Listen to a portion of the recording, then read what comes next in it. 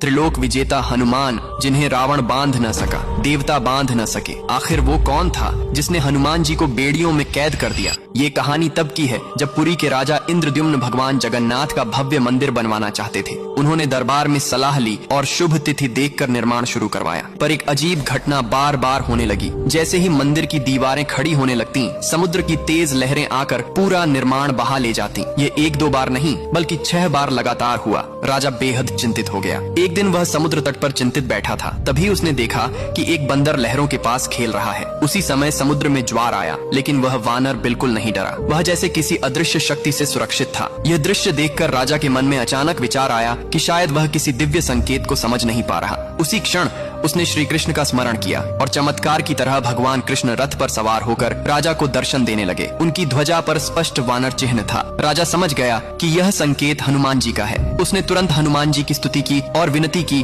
कि वे मंदिर निर्माण की रक्षा करें। राजा की भक्ति से प्रसन्न होकर हनुमान जी प्रकट हुए और बोले, तुम्हारी भक्ति सच्ची है राजा। आज से यह क्षेत्र सिद्ध क्षेत्र कहलाएगा। मैं स्वयं यहाँ रहकर पुरी और मंदिर की रक्षा करूंगा। इसके बाद हनुमान जी समुद्र तट की ओर मुख करके बैठ गए और समुद्र की लहरें फिर कभी आगे बढ़ने का साहस नहीं कर पाईं। लेकिन एक दिन हनुमान जी बिना अनुमति के अयोध्या चले गए। कहते हैं केवल लड्डू खाने की इच्छा से। जैसे ही वे गए, समुद्र उफन पड़ा, लहरें शहर में घुस गईं और मंदिर परिसर तक नुकसान होने लगा। जब हनुमान जी लौट कर आए, उन्होंने देखा कि उनकी अनुपस्थिति में कितना विनाश हो गया था। भगवान जगन्नाथ नाराज हुए और उन्हें लोहे की बेड़ियों में बांध दिया ताकि वे अब कभी अपनी रक्षा ड्यूटी छोड़कर न जाएं। हनुमान जी ने इसे दंड नहीं बल्कि सेवा का अवसर माना और वहीं ध्यान मग्न होकर पुरी की रक्षा में बैठ गए। तब से उन्हें बेड़ी हनुमान के नाम से पूजा जाता है और वही स्थान आज का प्रसिद्ध बेड़ी हनुमान मंदिर है, जहां माना जाता है कि हनुमान जी आज भी पुरी को समुद्र के क्रोध से बचा रहे हैं। जय जगन्नाथ।